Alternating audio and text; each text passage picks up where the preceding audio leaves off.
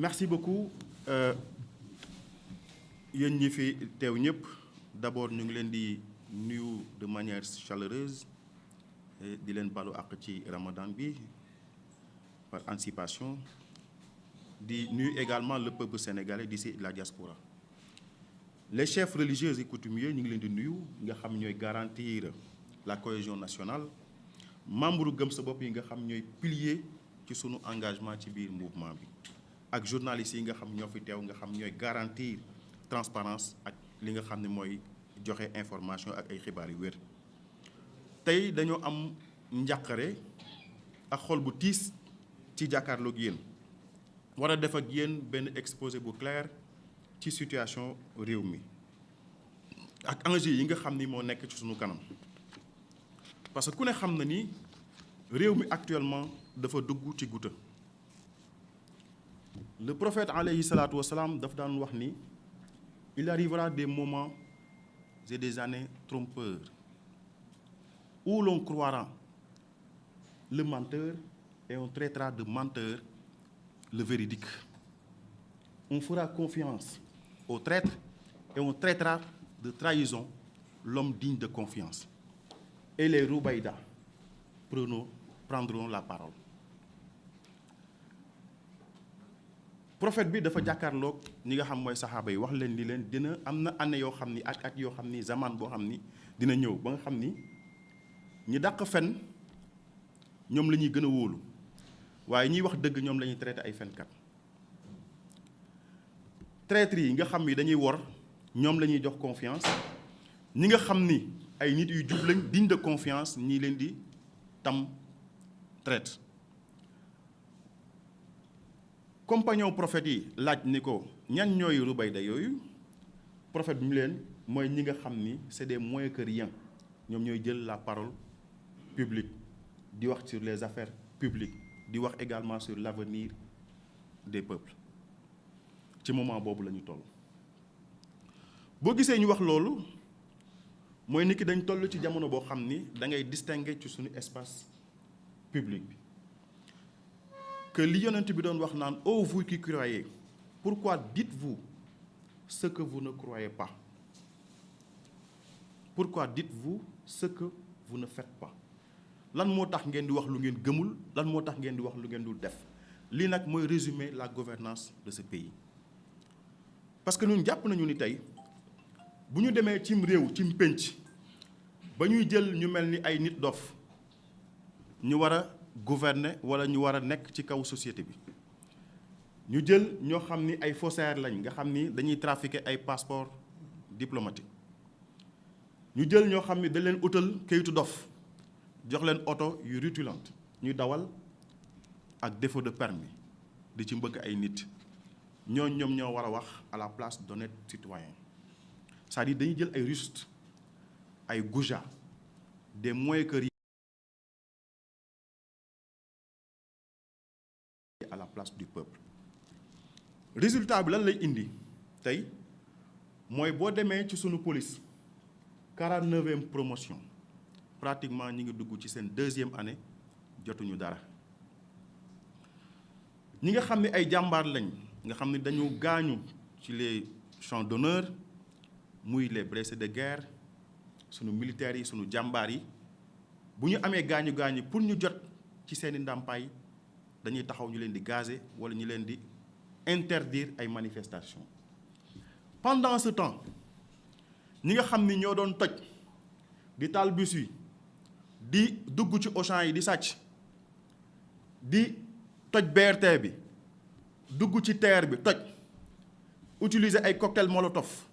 di saaga sëriñ si képp ku baax ci réew mi ñu saaga la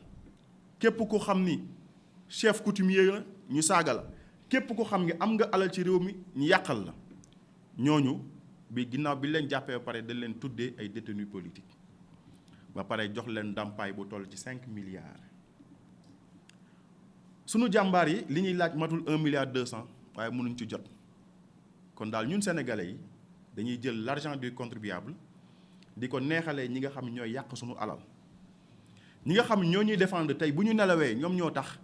bu ñuy laaj li ñu leen ak am leen tel comme ak mënuñ cee jot loolu nag paradoxe la boo xam ni sénégalais yi dinañ ci indi ay réponses ñi nga xam ni tey ñoo gën a suufee nekk au bas de l'échelle sociale ñoom la ñuy considérer comme ay martyrs donte sax dañ leen manipuler ba ñàkk seen bakkan waaye ñi nga xam ni ay blessés de guerre lañ dañ leen di considérer comme ay méprisables am penc nag bu demee ba egg foofu dafay laaj nit ñi toogaat xoolaat seen bopp. bu ñu ñëwee ci les discours yi nga xam ni moom la ñu Ousmane Sonko di servir da ngay am benn considération rek ni li ñuy wax naan si vous devez blesser les autres pour vous sentir puissant c'est parce que vous êtes extrêmement faible. génn na fi def benn état ci ay renégociation contrat ak ay contrat yu ñu résilier par rapport ak sunu ressources naturelles ressources extractives yi ak lu ñu mel ni ICS ñun gëm sa bopp dañuy wax ni loolu du dëgg c'est de la poudre de perlimpinpin ay waxi neen la da doon def communication politique il n'y a ni renégociation ni résiliation de contrat. bu ñu demee ci Teranga Yaakaar Cosmos dafa retiré wu parce que amul partenaire stratégique bu mu àndal pour mën a exploiter Teranga Yaakaar dafa retiré wu donc le champ est libre pouvoir mën na ko jëlaat mais jarul ñuy gëmloo Sénégalais yi ni dañoo def renégociation récupérer ko à 100% pour mën a defaat yeneen contrat. S'agissant des ICS mais contrat bi nga xam ni moom la état du Sénégal am lante woon ak waa Indorama mais dafa arrivé à terme contrat bu jeex kay ak lu ñu résilier bokkul c'est-à-dire moom le choix des mots dans sa communication da ngay gis ni benn objectif rek la ci am muy endormir manipuler le peuple sénégalais. beneen bi au nom de l'accès à de la loi relative à l'accès à l'information sur instruction du président Bougane daañu déplacé wu dem fële ci ministère des finances de l'économie dem fi nga xam mooy ministère des mines et de l'énergie pour demander rapport yi nga xam ni moom la Ousmane Sonko wax ni def nañ ci ay renégociation wala def nañ ci ay résiliation de contrat yoo xam ni moom dafa wax ni Sénégal dañ ko léger ci contrat yooyu rapport yi dañ ko soxla parce que l'administration sénégalaise elle est écrite mënuñu rek basé wu ci communication politique boo xam da nga koy def te dara waralu ko lu am benn objectif vers 2029. beneen bi nga xam ne dinañ ko laaj également mooy rapport Forsyth Mazars dinañ ko demander au nom de la loi relative à l'accès à l'information. daañu demander également li nga xam ni mooy rapport d'exécution rapport d'exécution budgétaire bu 4e trimestre bu 2025 parce que dañu war a exercer suñu droit ak suñu devoir de contrôle citoyen. au nom de la démocratie débat contradictoire buy am dafa war a am ci loo xam ni dafay soxal ñëpp mais li xew ci réew mi c'est inédit. dañu demander également li nga xam ni mooy rapport yi nga xam moo aju ci corps de contrôle yi parce que gis nañu ni depuis seen accession à la magistrature suprême amatul benn rapport boo xam dafa génn systématiquement amatul rapport bu génn rapport yi ñuy tegal ci table bi yépp dafa concerner l'ancien régime. Ousmane Sonko depuis 2014 2024 yaa ngi ñuy wax waxu rapport yaa ngi ñuy wax waxu détournement yaa ngi ñuy wax waxu contrat léonien arrivé au pouvoir nga bëgg a gouverner par des révélations sénégalais yi soxlawuñ loolu li ñu soxla mooy nga indi ay réponses concrètes par rapport à leurs préoccupations. beneen bi mooy dañuy gis ni Ousmane Sonko il sait critiquer mais il ne sait pas entreprendre parce que jàpp nañ ni situation bi ñu ko teg sénégalais yi jël nañ tous les moyens mettre que à sa disposition permettre nañ ko loo xam ne c'est inédit c'est historique ci Sénégal mooy primature boo xam ni presque dafa am un gouvernement parallèle par rapport ak li nga xam moo nekk ci palais bi ministère boo gis rek am na son correspondant ci biir primature mu nekk nag loo xam ni méngawul ak esprit rationalisation buñ la joxee moyens yooyu yëpp mu nekk à ta disposition nga ciy décider da nga war a produire ay résultats parce que ñun gëm sa bopp li ñu gëm mooy la gestion axée sur le résultat mais gis nañ ni 2 ans durant avec tous les privilèges yi mu am ak toutes les facilités yi mu am ak lépp li nga xam teg nañ ko ci loxoom mi ngi def ay voyages de prestige ay dépenses de prestige meeting sur meeting discours contre discours ay live yoo xam ni amul benn njëriñ ci jeex ci dundinu askan bi. gis nañ ni également fii ci Sénégal équité sociale amatu fi mooy tey bu ñuy wax l'accès au recrutement dañ ko galvaudé parce que dañ ñu waxoon ni recrutement bu ñu koy def Sénégal dañuy miser sur la compétence critère de probité morale et intellectuelle mais léegi gis nañ ni pour def recrutement il faut que CV nga mentionné ci man PASTEF laa bokk je suis un membre de PASTEF loolu la ñu ministre de la santé waxoon te boobu ba léegi gisuñu méthode boobu mu deñ beneen bi dañoo ñëw fële ci RTS ñu gëmloo nit ñi même journaliste bu fekkee am nga ay compétences yu avérées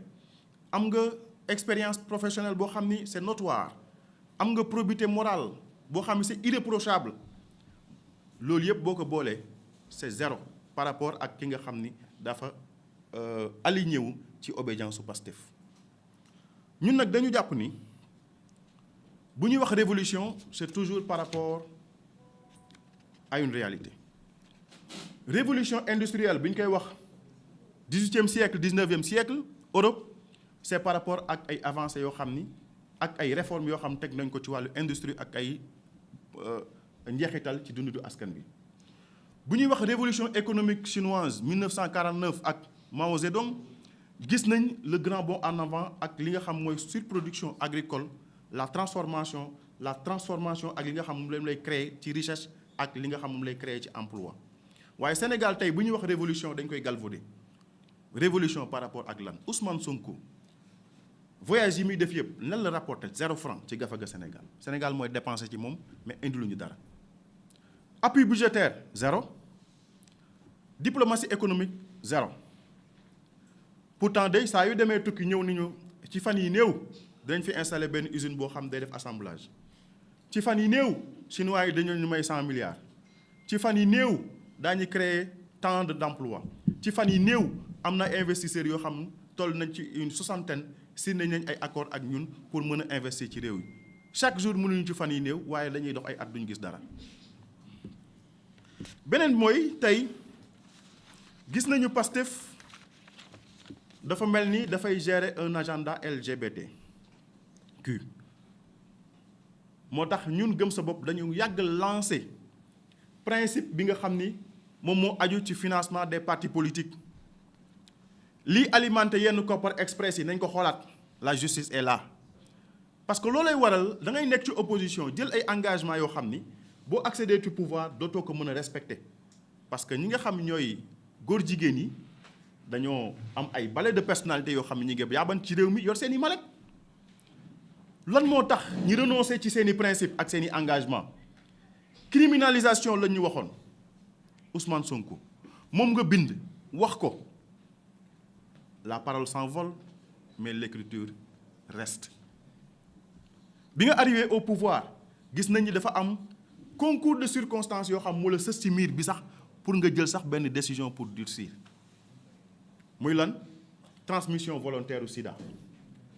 ak tubaab bële nga xam ne dafa am doomu jàngoro bi ñëw fii di ko wàll ay sénégalais ak bëgg fi ubbi l'école boo xam dañuy jàngalee góor a góor nu ñu sëyee seen biir situation boobu moo ko pousse ba mu sës ci miir bi et ku comprendre aussi le langage corporel da ngay gis ni Ousmane Sonko bi muy wax ci loi bi sax il n'était pas content il n'était pas à l'aise dem na bay joxar bi Mame Matar Gueye ni ko kan moo la wax ngay joxe ay liste bañ ko joxee sécurité bi dem leen ngeen récupérer ko loolu nag dañu gis ni dañu revenir ci seen principe revenir nañ ci seen engagement criminalisation la ñu waxoon léegi nag dañoo couper la poire en deux duñ ko criminaliser pour satisfaire les desiderata des góor jigéen waaye dinañ def benn pas bu ndaw pour satisfaire ñi nga xam ñoo doon revendiquer pour ñu criminaliser ko ba léegi nekk góor jigéen délit la ci Sénégal en tout cas nekkatul crime xam nga bu nekkee crime mandat de dépôt bi c'est systématique c'est automatique procureur dafay am les mains liées bu ne diw góor jigéen la mu placer ko sous mandat de dépôt automatiquement mais bu dee délit loolu du mën a am c'est-à-dire subtilement dugal nañ ay galgal sax ci article 319 boobu mooy ni ki tey boo xëyee yow Moussa Niang nga ni diw góor jigéen la donte am nga ci ay firnde yu leer mais mënuloo ko prouver am na disposition boo xam daf lay daan 2 ans ak lu toll ci 500 000 amende léegi nag loolu mooy lan loi la boo xam ne pratiquement dafay sax xaw a protéger ñi nga xam ñooy góor jigéen yi amaguñ avancé ci li nga xam mooy loi boobu moo tax gis nga bi ñu génnee loi bi ni dañ koy yóbbu assemblée nationale gis naa ay góor jigéen yoo xam ne dañoo génn di commencer jubiler parce que victoire la ci ñoom criminalisation lañ doon laaj ñooñu ñëw dañuy durcir loi bi article 319 existé woon na ba pare dañ ko appliqué wul woon rek beneen bi dañuy wax ni PASTEF moom mooy le parti maléfique pour le peuple sénégalais avec l'avènement de PASTEF on compte nos morts pêle-mêle avec l'avènement de PASTEF c'est la chute du pouvoir d'achat des Sénégalais avec l'avènement de PASTEF c'est la tension universitaire avec l'avènement de PASTEF étudiants yi dañuy revoir à la baisse seeni bourses ak seeni acquis avec l'avènement de PASTEF dañuy ponctionner ay enseignants avec l'avènement de PASTEF même handicapés yi bu ñu waree def li nga xam ne mooy ay marche wala ñu def sitting dal leen koy interdire avec l'avènement de PASTEF même la presse n'est pas restée en rade presse bi li mu waroon am ci li nga xam ne mooy ay aide confisqué nañ ko téye ko waaye ñeen ci jàppale sax nanguwuñ ko rendre public c'est-à-dire toujours c'est l'opacité dans la gestion dañu diggoon criminaliser ñu ñëw durcir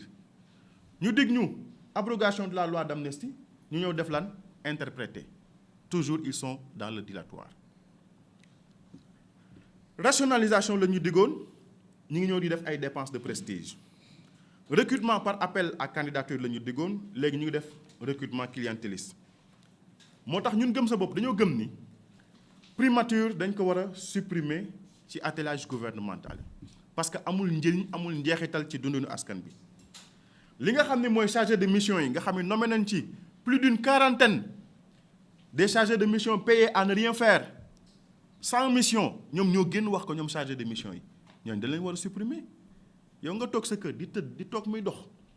chaque mois ñu envoie la soit benn 1 million wala 800 000 pendant ce temps le pauvre góorgóorlu le paysan mi ngi trinqué même pour écouler sa production agricole est-ce que loolu justice sociale la est-ce que loolu équité sociale la pendant ce temps bi ngay joxe 5 milliards ci ñi nga xam ñooy ces détenus politiques li nga xam mooy bourse familiale da nga ko supprimer pour mën ci ñëwaat benn alibi la ñu am mooy dañuy def audit bu ñu defee audit ba pare képp ku bokk Pastef bourse sociale mën na la bénéficier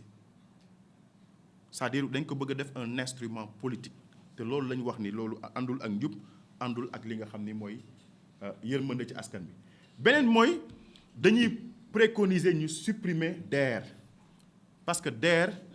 instrument la boo xam ni le contribuable sénégalais moom moo koy financer mais à la limite dafa nekk également benn instrument de propagande amul njëriñ ci jamono bi ñu toll ni dañu jàpp ni mal nommer les choses c'est ajouter au malheur du monde jamono bi ñu nekk nii jamono boo xam ni sénégalais yi dañu war a amaat prise de conscience par rapport ak lan politiciens yi ñu ñuy naxee mooy ni ki tey teg nañ benn scénario te ñun gëmuñu ni am na duel au sommet de l'État duel boobu c'est un duel fictif savamment orchestré boo xam ne ñoom ñoo ko xalaat bind ko tëral ko war ko jouer ak ay acteurs li ñu gëm mooy ku mel ni Abdourahmane Diouf acteur la ci scénario boobu ku mel ni Mimi Touré actrice la ci ku mel ni député yee nekk ci assemblée nationale favorable Ousmane Sonko ay acteurs lañu ci parce que Diomaye ci li mu nekkoon te mu wax ko ñëpp dégg ko mooy nit koo xam daf la fal ci da nga koy jéem a fal ci 10 ans mënul antu mu fal la ci 10 jours man saa yu ma xëyee nu ma def ba fal ko lay xalaat léegi nag ñun sénégalais yi dañu war a jàpp ni comme xam nañ ni le bilan est lourd et indéfendable bu ñu toogee ñoom ñaar di cheminer ensemble aux yeux des Sénégalais wane ni dañoo def paix des braves ñoom ñaar ñooy partager le bilan et en 2029 ñoom ñaar da leen di sanctionner xam nañ ni Sénégalais yi génn nañ seen manipulation yi les Sénégalais découvrir nañ li nga xam mooy illusion yi nga xam moo leen doon jaay léegi ñu teg scénario boobu mooy wane ni ñoom ñaar jubóowuñu bu ko defee bu ñu demee 2029 Ousmane Sonko day lavé wu complètement ci bilan bi wane ni man kat bàyyiwuñ ma woon ma gouverner c'est-à-dire joxe na élément de langage yi bu yàgg nañ ma bàyyi ma gouverner mais ku ne xam na ni premier ministre ak président de la république amul dara lu leen lié bu fekkee am nañ problème pouvoir constitutionnel yi nga xam moom le président am pour mu démettre premier ministre yàgg na mais bàyyi ko ci wetam ñoom ñaar ñuy ànd di laamisoo di joxante ay suukaru koor di seetaanandoo match di toog di seetante guddi di teg ay scénario di ko jox sénégalais beneen objectif bi ñu ci am mooy lan mooy dañoo bëgg a nekk ci pouvoir bi nekk ci opposition bi mooy tey dañu bëgg a éliminer opposition bi loolu nag nekkul benn jeu bu franc dafay créer li nga xam mooy prestidigitation électorale maanaam dafay masquer les choix du permettre sénégalais ñu am benn lisibilité par rapport ak alternative bi nga xam moom lañ soxla sénégalais yi ñu ngi leen di ñaan élément de langage yi nga xam moom lañ bëgg a distiller sur la place publique nañ ko bàyyeek ñoom parce que Ousmane Sonko se reconnaît dans la victimisation bëgg na taxaw nekk ci posture victimaire di wax ni dañ maa wor pour mën a amaat ay sympathie parce que xam nañ ni sénégalais yi gis nañ ni la mu doon diggee 2014 ba 2024 2024 2026 amul lenn lu mu ci matérialisé engagement yi mu jëloon yëpp amul lenn loo xam ni respecté na ko donc sénégalais yi benn conclusion lañ am mooy di ko xaar pour 2029 ñoom itam ñi ngi projeté wu vers 2029 ci dëggante boobu le peuple sénégalais dans tout ça ñu lay fal pour nga def ay résultats le góorgóorlu sénégalais secteur BTP bi dee na créé woo emploi industrialisé woo réew mi créé woo richesse defuloo lenn loo xam ni dafay tax le sénégalais lambda mën a épanouir mais da ngay def li nga xam mooy la politique politicienne matin midi soir 12 mois sur 12 di projeté wu vers 2029. et fi ñu daanelee moom mooy dañuy wax ñi nga xam ne tey ñu mel ni ay ñoom Guy Marius Sagna ñoom Dame Mbodj nga xam ne ñoo doon infesté l'espace public ak seen i discours yoo xam ne gëmuñu ko woon ndekete enseignants yi bu ñu daan am problème ku mel ni Guy Marius Sagna da nga ko doon gis mu taxaw seen wet ku mel ni Dame Mbodj jël la trompette et étudiants yi bu ñu musaan am problème da nga daan gis ñoom ñaar ñu taxaw di jël position léegi nag nekk nañ ci nguur gi képp koo xam ne da nga jël position féeteeg peuple bi ñoom ñu commencé dal sa kaw loolu nag nekkul loo xam ni jàpp nañ ni jeu bu franc la moo tax jàpp nañ ni comme ni ko président Bougane waxee rek l'administration elle est écrite te gis nañu ni endettement bu chronique bi ñoom ñoo ci yóbbu parce que ñoom ñoo jëlee suñu PIB 119% yóbbu ko 132%. à ce rythme bu ñu defee 3 ans au pouvoir 17 000 milliards yi nga xam ni moom lañ doon wax le président Macky Sall moom la lépp ñoom dinañ ko dépenser te duñ fi réaliser dara moo tax encore une fois ñi ngi woowaat le peuple sénégalais ci ñu ràññee ñi nga xam ni discours rek la ñu am. le président Bougane fi ñuy discouré ñoom dafa def ay preuves am ñoom bu ñu leen joxee ay milliards yu bëri te duñu am benn résultat le président Bougane avec ses maigres moyens a créé des milliers de bulletins de paix. fi nga xam ni foofu la ñuy defee discours sur la gouvernance la création d'emplois moom def na ko par ses preuves donc jàpp nañ ni le mouvement Gëm Sa Bopp ki mu jàppee ni moom mooy le révolutionnaire le véritable révolutionnaire économiquement parlant ci emploi ci vision ci leneen ak leneen la transformation de la réalité c'est le président Bougane Gueye Dany je vous remercie. Merci beaucoup Moussa Niang. Merci pour les précisions. Nous allons et rassurez-vous, le reste ça sera juste des petites synthèses des résumés ku nekk dafa am si lu ñuy xool rek wax si et on va boucler la boucle. Moussa Niang, vous avez toutes nos félicitations et nos considérations. Et je vous rappelle que Moussa Niang, il est notre délégué national chargé de la vie politique. Il est membre du pôle de communication de Gëm Sa Bopp, aussi au niveau de la cellule des cadres. Mère Awa Cissé va parler au nom des femmes. Et après, on aura Mohamed Dia, on va changer sur les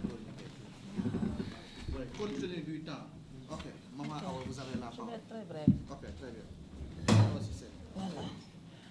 Bismillahi mina shaytaani rajim. Bismillahi rahmaani rahim. Asalaamaaleykum. maa ngi leen di nuyu yéen ñëpp. di jiital ci nuyoo bi suñu mentor le président PDG Bougane Gueye Dany di ko ñaanal jàmm. di remercier aussi présidium bi yëpp ñi fi toog di ci commencer par monsieur le maire Moussa Niang. Donc je me présente, je m'appelle Awa Cissé. Je suis la présidente des femmes du mouvement. Je suis aussi conseillère municipale à la ville de Pékin et à la commune de Pékin Nord, du mouvement Gëm Sa Bopp. Donc man je vais être très brève en tant que femme. Loolu sax moo tax ma jël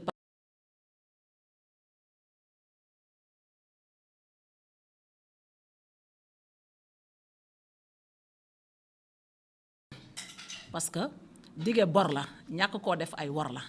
te encore une fois woraat nañu parce que dafa ne woon ba voté la loi bi nga xamante ne dafay criminaliser l'homosexualité. Kon bu ñu ñëwee ba tey mu defee ko neneen ni mu ko neexee non seulement li mu fi teg amul assurance parce que boo nee tey ku boole mën nañ la ci tëj déjà yow li nga ñu digoon daal defoo ñu ko monsieur le premier ministre. Donc kon santaat yàlla bu baax bi nga xamante ne defal la suñu président parce que comme que en tant que premier ministre rek li nga waxoon lépp nga ciy dellu ginnaaw kon boo nekkoon président kenn waxatu ko. muy ñëwaat ci beneen li nga xamante ne nii moo fi xew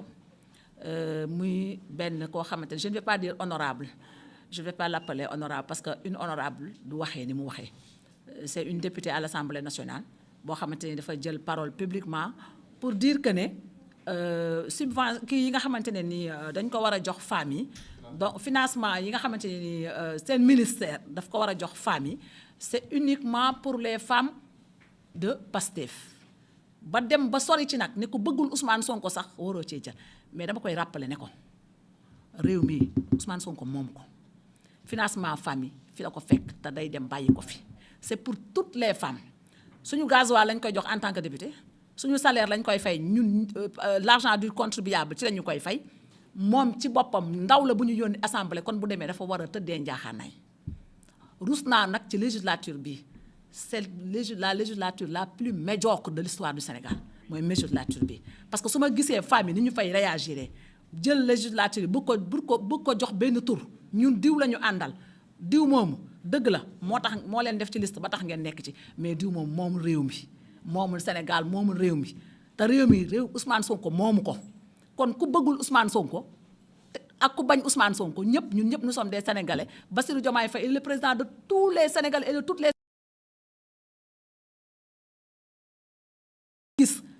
seen médiocrité la wax parce que ministre de la femme bi moo fi njëkk a taxaw ñu jiiñ nit sàcc mu taxaw ne ko bu dee yaa ko def yaa tey quand on a une ministre de la femme boo xam ne day wax sàcc bi yaa tey ñu tey amaat benn député boo xam ne à l'Assemblée nationale mu ne financement bi ku bëggul Sonko doo ci bokk ñun en fait lan lañ def yàlla pour mériter ce genre de choses vraiment c'est regrettable. Sénégal gi nag war nañ ci jógaat surtout ñun jigéen ñi ñun ñooy sonn ku fi falu ñoo la fal te ku fi yéeg ñun ngay xeex boo bokkul ak diw boo farul ak diw non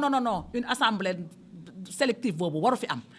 ay subvention sélective waru fi am c'est pour toutes les femmes te dañu ñun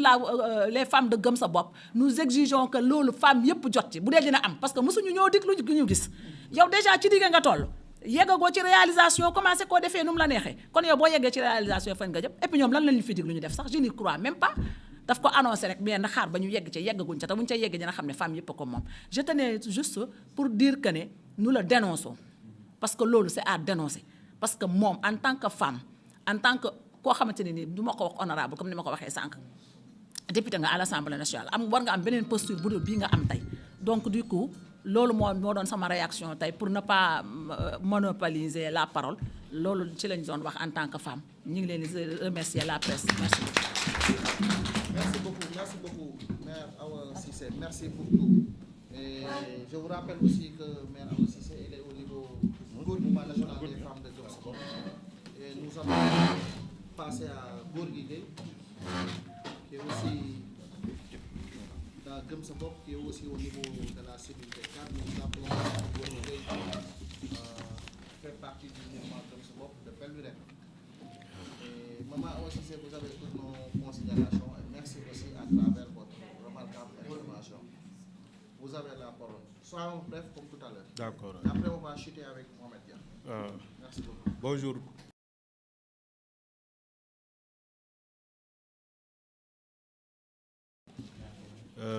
Je vais juste parler sur Maman aussi, c'est ce qu'il a dit, sur la situation des financements actuels avec le parti PASTEF. L'heure est grave, très grave. Nous souhaitons attribuer à l'attention des Sénégalais et Sénégalaises sur une situation préoccupante contre le parti PASTEF. Nous tenons à exprimer notre profonde inquiétude suite à la déclaration d'une militante du parti PASTEF concernant les financements alloués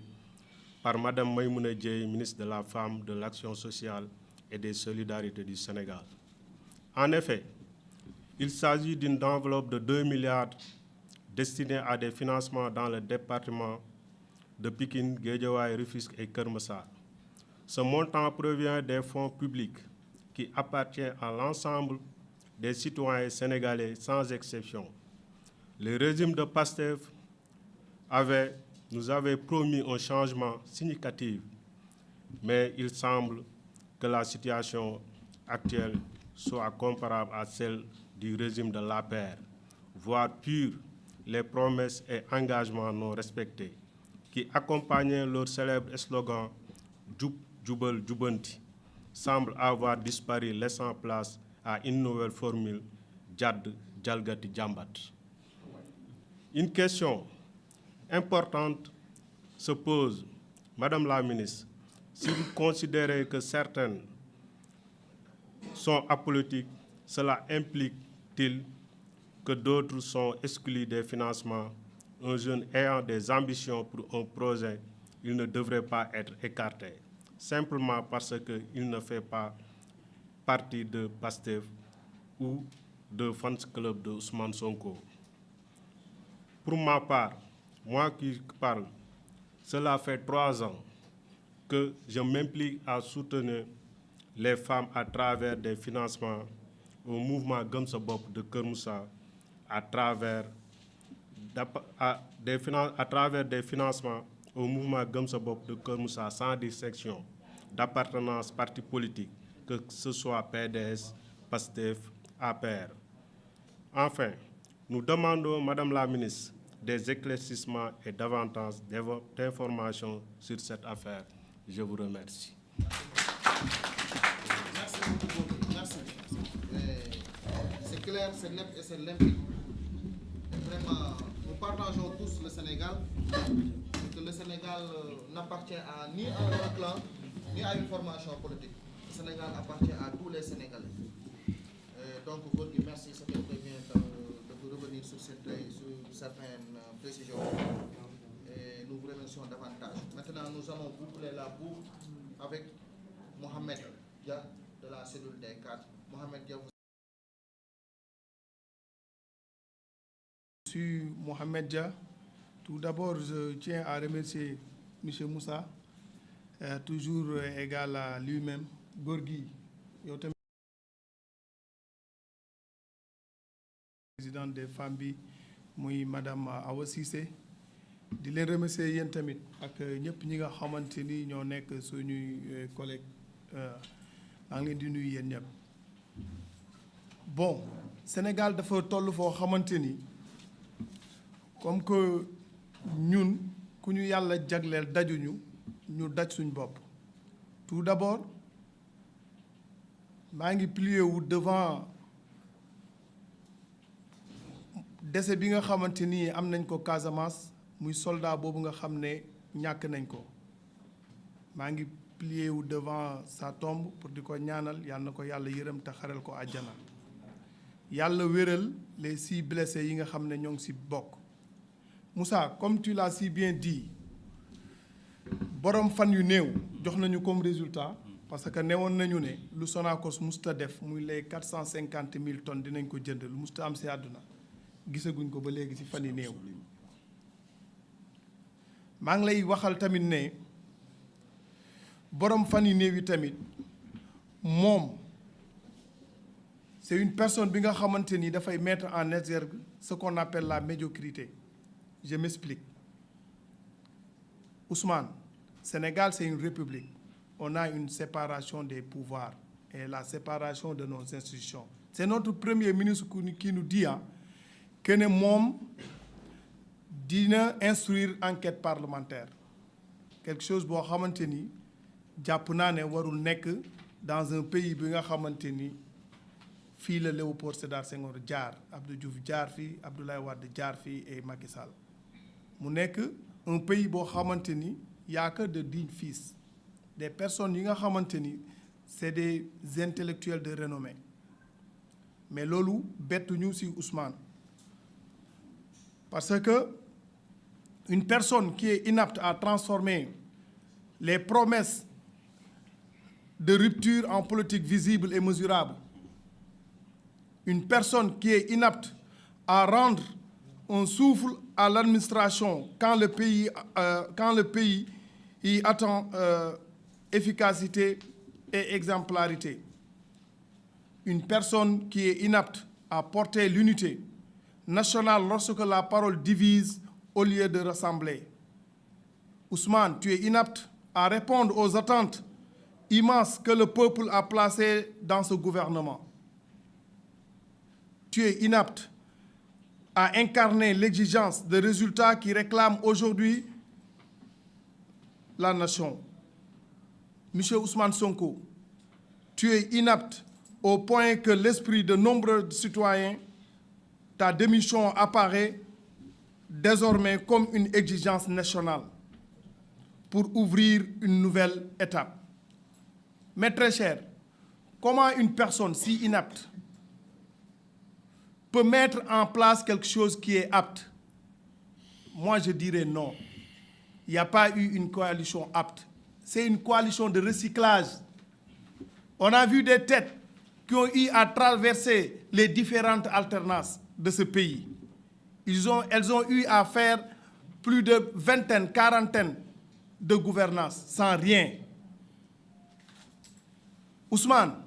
si fanu néew nee nga nañu di nga dissoudre 19 entités mais bëgguñu je m'explique parce que yow yaa ñu wax ne soo ko dissoudre ça va nous donner 55 milliards à l'espace de 3 ans. Divisons les 55 milliards par 3. Ça nous donne combien? 18 milliards par an. Le Sénégal consomme 300 milliards par an. Est-ce que yéen ñi ma laaj leen kuy fii dépensons 3000 francs nit ñëw sa kër ne daf lay dolli 18 francs wala ñetti dërëm noo koy def da nga koy tufli. Ousmane bëgguñu. Tu es incapable, incompétent, inapte. Ousmane dimbali ñu ngir yàlla ñun say nawle lañ